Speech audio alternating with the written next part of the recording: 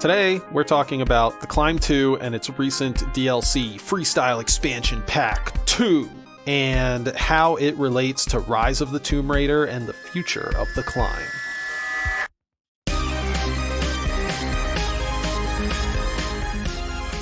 Hello and welcome to Head-Mounted Destinations, a podcast about VR and VR game development. We provide our perspective as developers and give a peek behind the curtain for people interested in how VR games are made.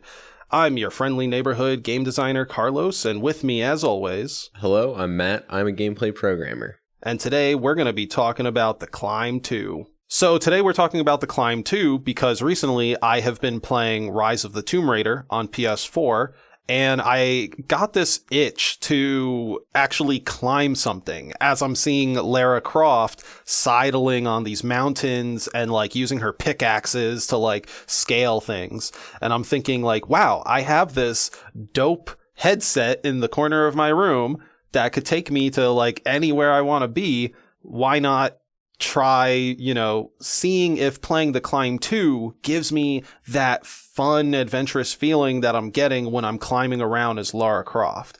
And that's kind of what brings us to today's episode. We're going to talk about The Climb 2 and if it actually ended up nailing that feeling I was looking for. For those of you who don't know, The Climb is a free climbing, rock climbing game for virtual reality exclusive to Oculus platform. It tasks players with going hand over hand, rock climbing, doing some jumps and zip lines here and there, and chalking their hands to make sure they don't run out of stamina while climbing various biomes like the Alps, Alaskan mountains, and city skyscrapers. What was funny, though, is that I felt like I didn't get this Tomb Raider feeling until I got deep into the DLC levels.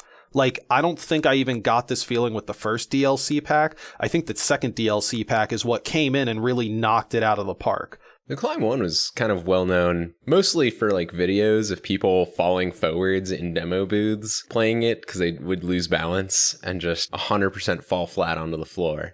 But also, it came out pretty early on in the VR cycle and was gorgeous. It was one of the best looking games. And The Climb 2, I feel like got released to very little fanfare. I guess part of the issue is that it was very underwhelming as a product. It didn't have any follow through. After release, no one was like, oh, this is amazing. Because it basically was The Climb 1, but on Quest. But also The Climb 1 was already on Quest. Yeah. They didn't add any new mechanics, really. They didn't, it was sort of more of the same. It didn't feel like a true sequel in terms of iterating and improving on some ideas that were originally hashed out in the first game. Yeah, I agree. Not to belittle the efforts of the game or anything, obviously there are improvements there and some notable changes. But it certainly didn't feel like a whole-bodied upgrade or iteration. Usually when we see a Mario Galaxy to a Mario Odyssey, there's so much difference, so many new ideas and experimentations in it, right? We did not necessarily get that in The Climb 2 as opposed to The Climb 1. What we do have is a set of good bones in terms of structure and mechanics and how everything's sort of laid out. We have a good, framework for a game there. It just needs a little more meat on it. Also just a little bit off topic. This game, due to being so high up, I don't know why, but my feet, it's the only game that makes my feet curl up in stress. Do you get that sensation at all? When you're clasping at the rocks, up in a high place and you're trying to go really fast or something, your feet will curl up? Not really. The main feeling that I get is, especially when you're hanging over an empty chasm or whatever, there's a moment when you're holding onto two handholds and you're about to make a crazy jump or something or a mad scramble up and you're just breathe in, breathe out. I'm very high up. I gotta nail this. I can't screw this up because the last save point is a whole ways back. And that's a great feeling. I think that's sort of the main appeal of the game. You're not feeling that in Tomb Raider, right? Right. That's being in the headset is the main difference there of oh, I am actually on a mountainside. This is precarious. And I think like the Climb 2 gets that, but you're right. It doesn't have like a adventure feeling.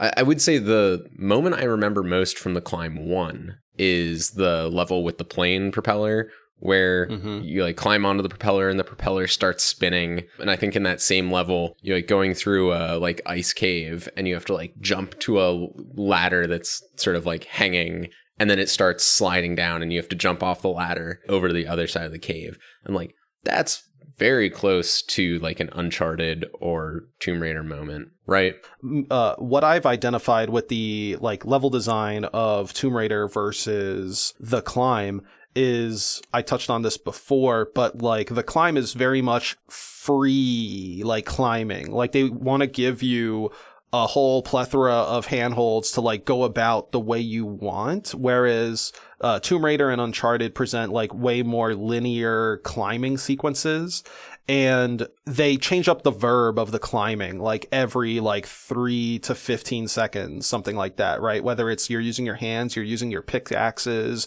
you're using some sort of zipline tool, and the Climb is very much just grabbing hand, maybe you're dusting off a handhold. So I think that's the main thing that I'm seeing here is like, so the Climb is, we're coming to it as like I want to have like a climbing adventure. Yeah. But I think the game is severely restricted by it's rooted in like an actual rock climbing base. In an actual climbing, it's like, you know, maybe there's a couple of paths and like, oh, this route is a lot harder, or like this route is easier. And so they do that in the levels where it's like you can either take the hard route up or the like slower but easier route. They sort of try to nail in on the feeling of like actual rock climbing.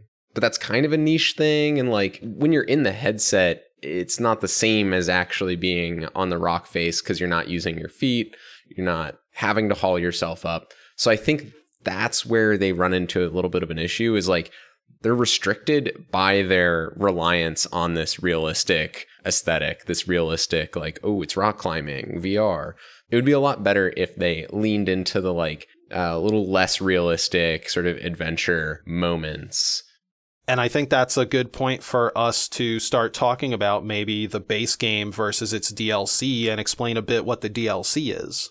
So the DLC is 2 sets of 6 levels, which are all set in the sort of tutorial style map, which has very like abstract forms, and it's not set in a realistic location like the other levels are, which the other levels, there are 5 different biomes with 3 levels each in them. This is 12 levels all in this one abstract biome.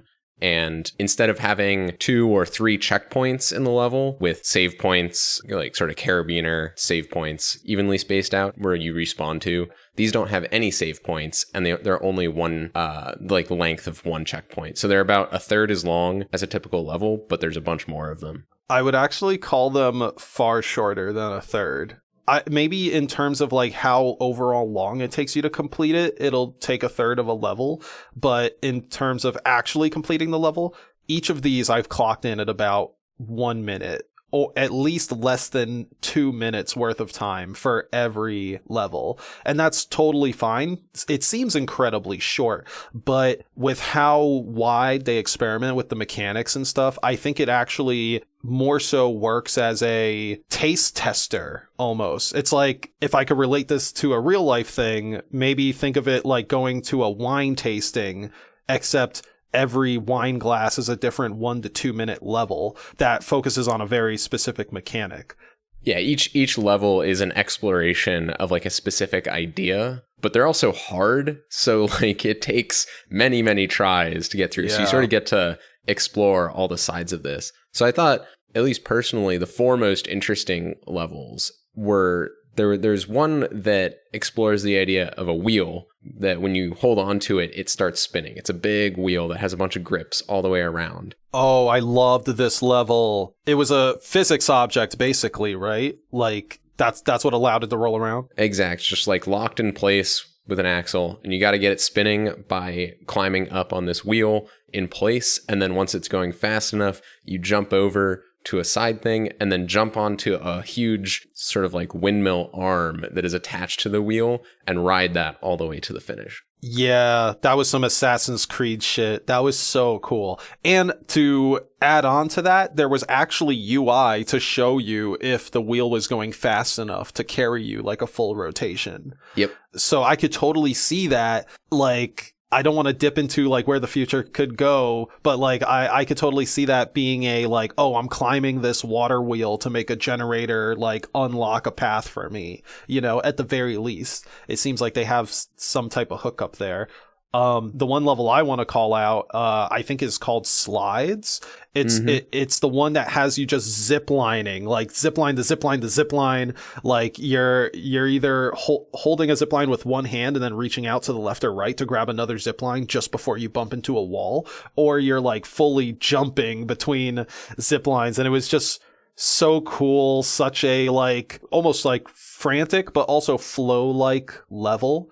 And of course, I know the next level you want to bring up, speaking of flow, is going to be rhythm, right? Oh, yeah. So the rhythm level is there's a song playing in the background, and throughout the rest of the game, handholds are static. They are just there. There's, of course, breakable handholds that break after you hold onto it a little bit, but you can see the whole route.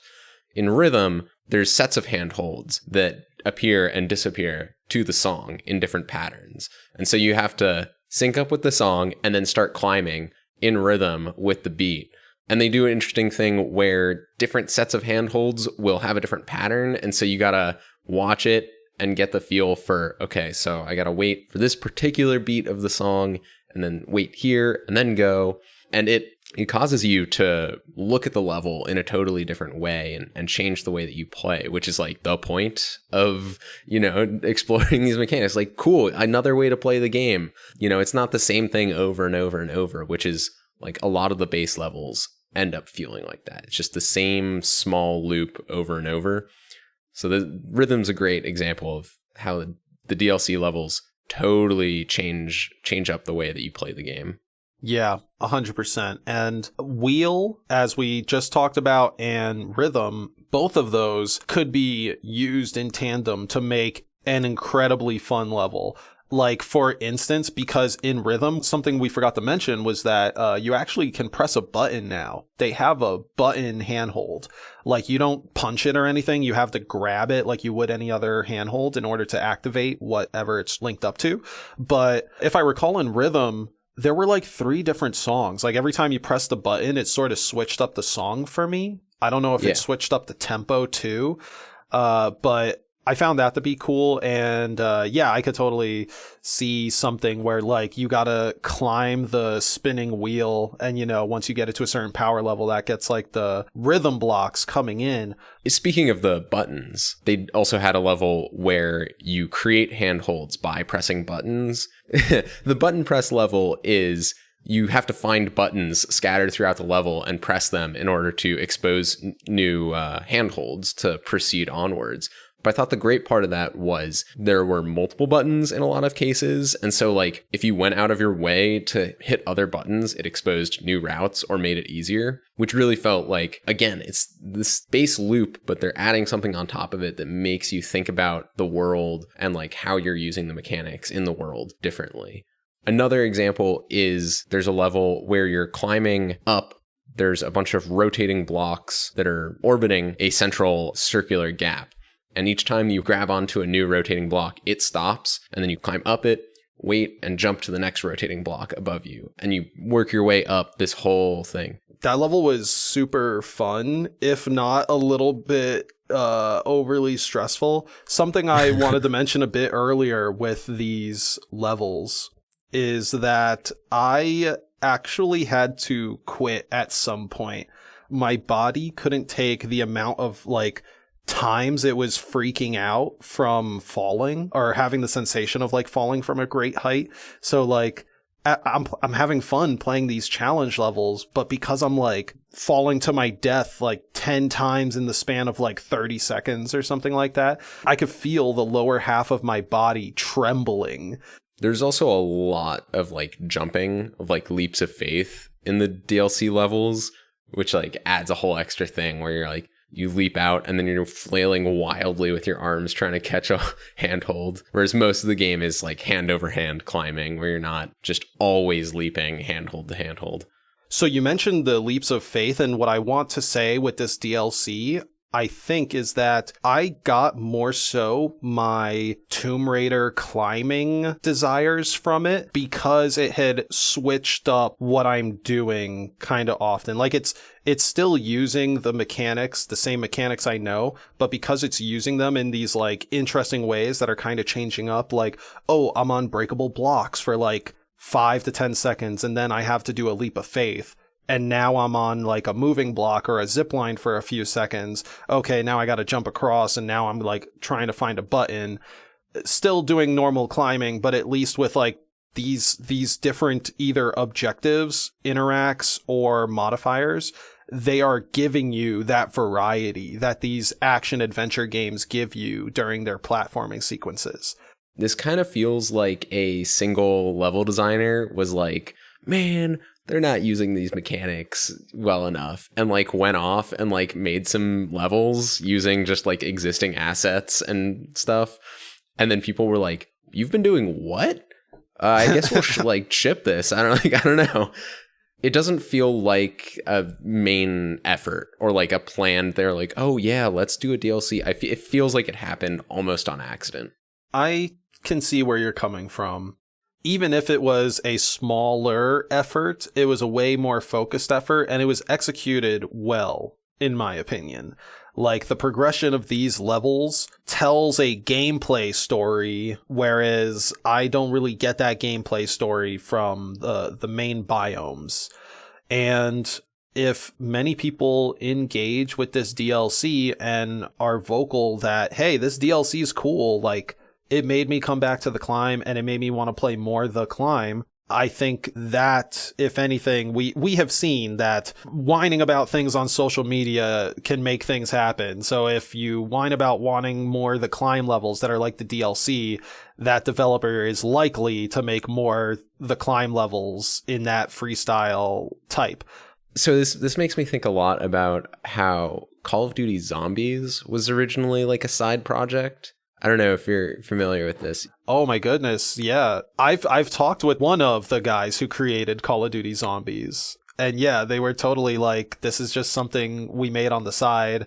Not many people liked it on paper, but once they played it, it just clicked. Yeah, it was just it was a small team, and it was like, we're going to do this thing. And like, people on the main team didn't even know that it was happening. They're like, what? Like, what have they been doing? But it grew, and like, it was so popular. Now it's a very, very key part of that whole franchise. And I can see this being a similar thing where no one was maybe interested in it on paper. They're like, no, the climb has this particular aesthetic and it's realism, it's rock climbing. And then someone was like, no, look, you can do all these cool things with these mechanics. And then if enough people respond, it could, spiral out into its own thing and take on a life of its own. Yeah, because it's only so far this ethereal white void realm can take you. I think the added visual context and landmarks of some sort of environment, whether it be real, fantastical, what have you, that's going to add so much to the gameplay that's being experimented on display here. Like The Climb, Temple of Osiris, coming to a theater near you. One thing that I think is worth mentioning, I think the DLC levels were more pleasant to play, in part because it felt higher res. I just noticed that now, thinking about it. But in a lot of the more realistic biomes, I think because of the quest's like low computing power, like everything is blurry. Like the rocks in front of you like aren't particularly high res, which is a shame because like in a game where you spend 90% of your time looking at rocks, the rocks should probably look good. Yeah, even the chalk texture at times, the chalk on the rocks, you can sort of see it's like PNG. Yeah. Yeah, it's kind of wild that that's the case because this is built on Crytek, right? Or CryEngine. Like that's supposed to be like trying to be like the best looking engine. I remember Crysis being like, you need to buy a NASA computer to play this game. So like to now say, oh, this looks like a PNG, that's kind of like a weird change. Yeah, I mean, it's understandable, right? The Climb 1 had that sort of like, whoa, it looks really good because it's CryEngine. Yep. And like that's their whole shtick. And like I can see that, like, oh, we gotta shrink it down, we gotta compress it down to get it to fit and run on the Quest. Fine. But the Climb 2 is Quest exclusive. Like, they didn't spend the time and money to build high-res assets, for the PC version and had to shrink those down. No, they were building them specifically for the Quest. So it's a little bit surprising that it doesn't look better. I mean, especially given that the freestyle tutorial abstract geometry biome, whatever you want to call it, like, does look pretty crisp and is like pleasant to move around in. It's not super blurry. Carlos, you got a little bit of what you were looking for, this like Tomb Raider, Uncharted adventure feeling. You got a little bit of that from the DLC, but really what the DLC said was there are greater things that could be coming in the future, or we could do more with this. It was just like a little bit of a sneak peek, a little bit of a taste of what could be. What is your number one? Where do you want this to go? How would you dial in on that Tomb Raider feeling more? New methods of climbing. If you're going to be the climb, let me climb with a variety of tools and or gadgets. I can already use my hands, and I guess zip lines are really the only other thing.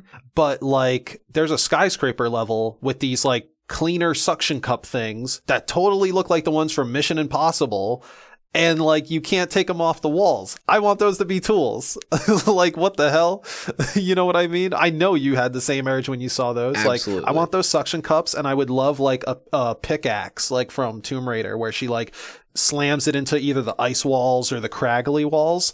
That type of like dynamic nature of, I could totally see myself on some sort of hanging rock, let's say, and then going to make a jump towards a wall and having to grab my chest to get my pickaxe and like lay it into the wall. Like, that would be so cool. And I could see that totally working in VR. And then from there, it's just a hammering motion as opposed to me like grabbing over and over again, which that's another thing. You're changing the kinetic action the body's doing. And I want that a lot more than I want just different mechanics. Yeah, that seems like it's not, idle blue sky, like, oh, what if they added this to the game? That's like the main thing that would really elevate it, is like, you're doing two things by adding those new methods of climbing. You're changing the kinetic like motion, so you're not getting tired of doing the same action over and over, which you do get tired of doing it. Also helps to avoid the repeated stress of that same motion on your body, which we know all too well occurs in our wrist.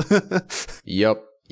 So it has that whole physical aspect, but also it changes how you look at the level and like how you think about the mechanics. Because with the pickaxe, say, it's like, oh, well, now suddenly instead of looking for handholds, you're looking for areas of rock that you can swing your pickaxe into. It's like not every surface supports it. Or with the suction cups, I'm climbing up this building now. I have to place the suction cups on the glass or like surfaces that can receive it. I can't climb over these like metal scaffolds or whatever. Suction cups may have like an indefinite suction time unless you move too quickly, right? Like, you can even change up. Beat Saber does this a little bit with challenge levels that are like, you must move your hands this distance, or you must not move your hands any more than this distance.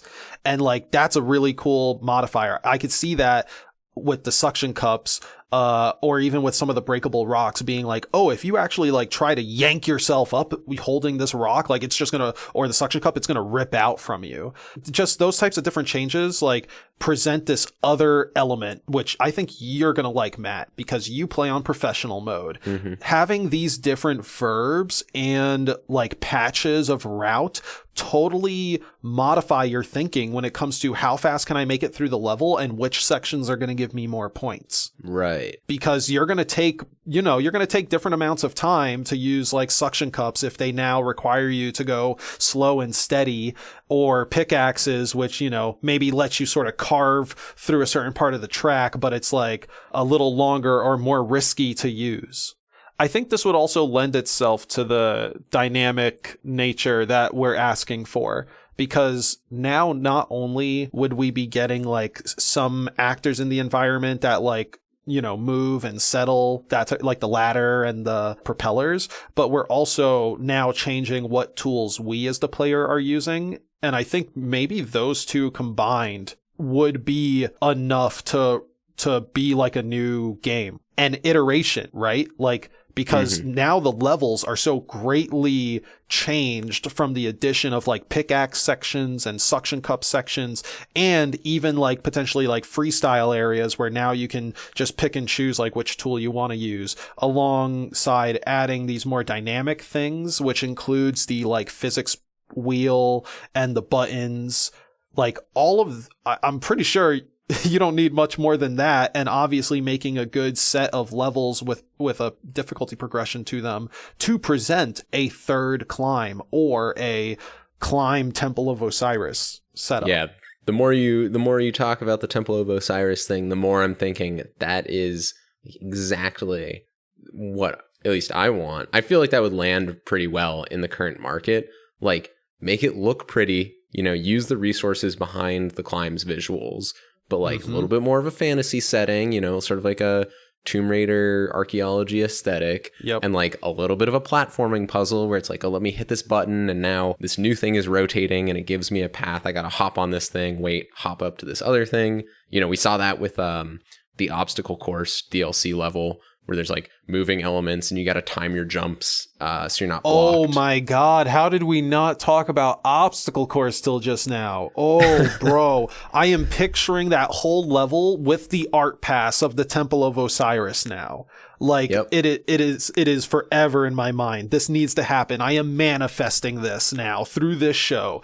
The Climb Temple of Osiris. Look at the obstacle course level and imagine yourself deep within some like Aztec temple. You're climbing these like various handholds, right? And then you're at like the top. You're at like the ceiling of the Great Hall Chamber. There are these rotating chandelier, like washing machine mixer things. And you're, jumping from like bar to bar to get between these like mixers. And then as you make it to the end, as with all the climb levels, you put two hands on the handhold, pull yourself up, and there's just one button in front of you. Press it, or there's the treasure, and like, you grab it and boom, like that's it. You beat the Temple of Osiris, or you make it to the next section. Yeah, I feel like the whole like Tomb Raider, Indiana Jones, Uncharted aesthetic is pretty unexplored in VR. Like, obviously, because it's a little bit expensive to do that kind of thing. But, even if we're not doing these like big set piece cinematic moments, I mean, what we just described is like not that expensive to do for the Climb team specifically. They already have all this tech. Just have someone gray box up like a level that integrates all these concepts from the DLC, do an art pass on it, and like, bam. They are already mixing the ingredients they have in their pot, and I'm digging the stew that came out of the DLC. Just keep mixing, maybe throw in some potatoes and carrots, and you're going to have yourself like a real cool fucking game / expansion / spinoff, wherever you want to take it, right? Where do you think new tech, like let's talk a bit about like the PSVR 2 stuff with 3D haptics and adaptive triggers. Like, where do you see that fitting into a game like The Climb? Yeah, I mean, I think especially the adaptive triggers would add so much. Like, especially it makes a lot of sense because they have the technical holds where you like your character is using their like two fingers and it changes the way stamina works. Yeah, you got to squeeze the grip halfway in order to not reduce stamina. Yeah, and like the adaptive triggers would be great for that mechanic because like at least I found that every time I had to do a hold where, you have to hold the trigger down halfway to not have the stamina bleed off, inevitably I was just like locked looking at that because there's no way to feel whether you're on or off of it. Yeah. If you could just feel it with the triggers, that would be, I mean, immersive. That would, like, it would take away that abstraction. Oh, I 100% agree. And like, yeah, if I could feel it, I forget where I felt this. I think it was like at GDC a couple of years ago. What people were like having a booth for the 3D haptics tech, and you could feel this like small, I don't even know what to call it. It was like a Tamagotchi. It was a Tamagotchi, and it was running the water geyser program. So as you pushed down, you felt it vibrating up against your arm or your hand, even though this was like a Tamagotchi, like an egg object that you were just holding in your hand or whatever. It sensed that it was going down and it was pushing back up on you. And just thinking of that type of tech being applied to, the trigger feels like it's pushing against me because I'm not in the sweet spot. So let me squeeze further to get into the sweet spot, almost like pushing into the eye of the storm in a hurricane, right? Mm-hmm. And then hitting that sweet spot and being like, oh, okay, that allows me to take my mind off of that technical grip and then plan my like route. On the topic of 3D haptics, or like, you know, using haptics and adaptive triggers and like whatever else, dialing that in, I think the dust off mechanic is a great opportunity for that. I mean, you hate it. Yeah. It's like the way it works is right now is you hold down the grip trigger and you just hold your hand over the ledge and your character like wiggles their fingers and then eventually it's brushed off, which is like both unintuitive and unfulfilling. It's not good feedback. Yeah. I want to have a mini rant just to say that this mechanic's just it's unintuitive and it doesn't have good feedback. So I have played for months. I literally have owned and played this game for months. And like since the Climb 1, like I've been in this since the Climb 1, and I did not understand how this mechanic worked until this week. So like there's something horribly wrong there, and also like just counterintuitive. The one main thing I wanted to nail in on is that feedback. When Matt says you just kind of like wiggle your fingers, it really looks like you're just tickling the rock. Like it looks very ineffective. The rock only ever produces dust to show you that it's getting cleaned like every 5 seconds or something like that. Like it just takes too long. It like breaks the pacing of the game way too hard. Yeah. And the main issue is, right, intuitively you're going to do an actual like dust off motion where you're trying to brush this shit off and it doesn't work. And then also because you're moving your hand, it's moving in and out of the trigger box. So it's doing it even slower because it's expecting you to just hold it there. And then you're doing it more frantically because you're like, oh shit, I'm running out of stamina, and which is making you like do even less effective time in the trigger box. It's wild. It's such a negative cycle. Yeah, so that's like, it's amazing that wasn't iterated on between the Climb 1 and the Climb 2. And also it's a great opportunity to like use haptics and whatever trigger technology to like improve the feedback on that. It's such a pain point. I don't know. I could even see this being solved without the use of the 3D haptics, just using the float 0 to 1 like haptics we have, going from 1 and as the rocks get depleted going down to 0. I could see that being a nice, like, short-term bandage fix. But again, a rework is due, in my opinion. Yeah. I mean, even using the, like, single haptics in like, the current controllers, like, there's a whole art to designing that. Like, my first idea would be, as you move your hand over the ledge, you like feel like almost a bump in the haptics for each rock. And then, like, as the number of rocks go down, either those bumps get like smaller, so you're feeling less and less haptics, or they're less and less frequent as you brush across. But yeah, there's like, you could go down the rabbit hole of like, how do we add all these little haptic things to improve feedback? That's actually one of the main things I think that they could improve on in this game, because like it's all about using your hands, and yet there's actually very little haptics used for mechanical feedback. Yeah. You know what also could use improvement in this game? What do you think? The UI. Oh my goodness.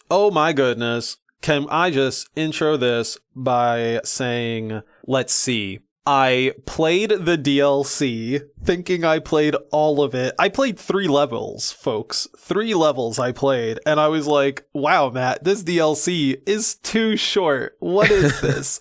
And it turns out that there were indeed 12 levels, and just the rest of them were represented as very small dots, just very small, like not crisp dots, like blurry dots underneath these massive pictures that like all look the same, whatever. It's not just that. It's like almost everything about the UI in this game is atrocious and bizarre. And I think it all stems back to the Climb 1 was designed to work with an Xbox controller, because it actually was developed / came out before the like Oculus Touch controllers were standard with the CV1. Wait, people were able to play this without the motion controllers? Yup.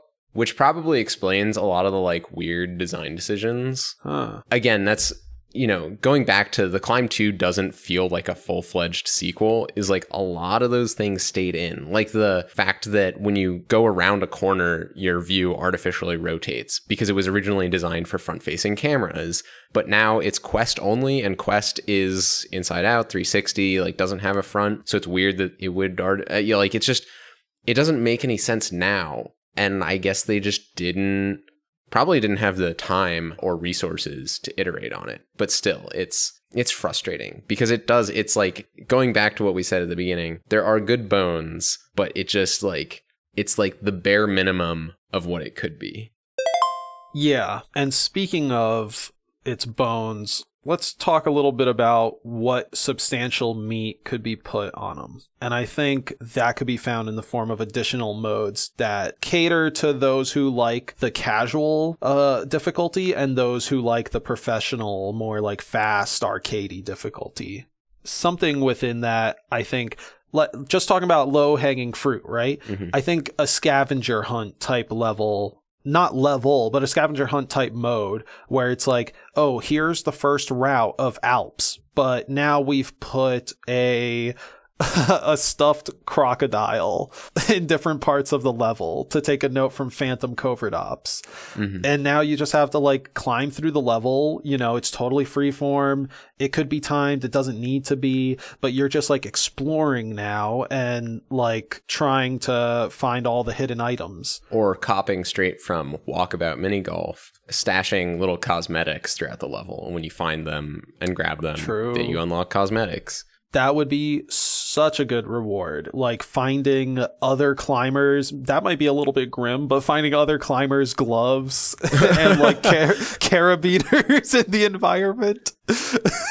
Oh man. It sounded like a fun mechanic, and then I realized the like implications of the of the environment. This is what happens sometimes in game development, folks. A good idea. Oh my goodness. Yeah, so to kind of add to that, right? So we have like a really cool idea for a scavenger hunt type mode with fun rewards.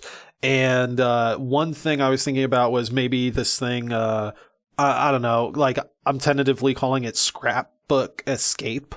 The thought is like you're a climber, your helicopter is here ready to take you out, but they can only be around for so long, and you still want to get pictures of your vacation.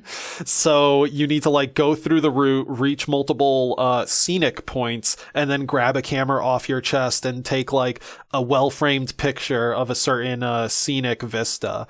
This could be tapped into with some of those like environments we already have. Like I think in it's not the Alps level, but maybe the Bay level, there's like some sort of like gazebo off in the distance, right? So you would like climb somewhere and then like grab your camera, take a picture of the gazebo, and then climb up to the end point, which is like a ladder attached to a red helicopter, like a rope ladder. I could even see it like you have target pictures you're supposed to take before the level, and you need to find like where is the viewpoint for this picture, and you got to recreate the shot. Oh, that's really cool. Dude, that would be hard mode. So that's totally not what I was thinking, because like that's so much more difficult. I was totally thinking more like Spider-Man 2 style, like here's a big glowy coin, climb to this point and use your camera. Yeah. But I love that, dude. That totally leans into what they're trying to do with the Cry engine and making the game look pretty and, you know, be like this sort of visual benchmark, at least for VR, if that's what they hope to do. That would be sick. Like demand players like, yo, inspect the environment. Like here, maybe we'll give you some hints. Like we could like spray paint a circle with like an X through it or some sort of picture type icon near places that might be where you start looking, right? Yeah. That would be neat. That would be great if they hadn't freaking crushed the visuals all the way down to get it on Quest. Yeah, yeah, for sure. It would definitely have to be a like the Climb 3, but something that actually I think could be integrated into the game with little to no, it's not going to be no extra work, but it would be very little extra work, I think, is what I'm calling chalk zone. You would have a limited chalk supply. Chalking your hands lets you, it helps you to deplete less stamina while you're grabbing things in the environment. So, like, if you could only chalk your hands, like, once, and you make it, like, 5 feet, and now your hands aren't chalked, they're sweaty, and they're getting, like, they're losing their grip faster, you now have these chalk pickups along the path. So the player is like figuring out their route. They have only a limited number of chalks and they're like trying to resupply through like getting these different like pickups along the map. That's really smart. That to me seemed like, yeah, just lean into your mechanics the most and you can like really get some stuff. Like the other things I thought on that were, again, taking a note from Beat Saber, was just thinking, let's limit or lean into the mechanics. And that became, make it through the level, but you can only jump 3 times. Make it through the level, but you only have 150 grabs. Like you could grab the same handhold twice and you end up spending more grabs, right? And then like go through the level, but you only are able to go through by jumping. You have glue hands. Anytime they attach, you can't detach unless you jump. That really does. That seems like something they would do. Or like, it's like relatively easy to do with like, you don't need more content. It's not that difficult from like a technical perspective. Right. And like it reuses the existing stuff. And for people who enjoy the game, it allows them to play it differently for like very little money. You know, in the same way that the DLC levels are harder and so provide a challenge for people that already like the game and play it a lot. All right, listener, if you haven't played The Climb 2, maybe you should check it out, because with this DLC, it's headed potentially in a very interesting direction if there is enough traction on this. Carlos went in looking for a Tomb Raider style experience and got a little taste of it, but going to be interesting to see if we get any more, and if we do, what direction they take it in. Because if they expand beyond the realistic aesthetic of The Climb that they've been exploring thus far, I think we could get some really cool stuff.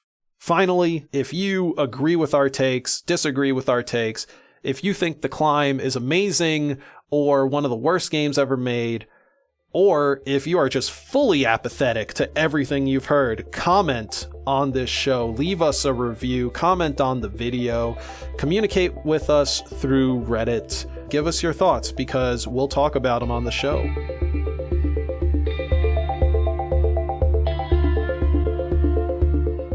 If you'd like this episode and want to hear more, please visit headmountedpodcast.com and sign up for our email list to get notified about new episodes. You can listen to the show on YouTube, Spotify, Stitcher, or Apple Podcasts. If you'd like to discuss this episode or suggest future topics, visit our subreddit at reddit.com/r/headmountedpodcast. If you really love the show and you want to help us out, tell your friends about Head Mounted Destinations. Word of mouth really helps us out. Thank you for listening, traveler, and we'll see you at the next Head Mounted Destination.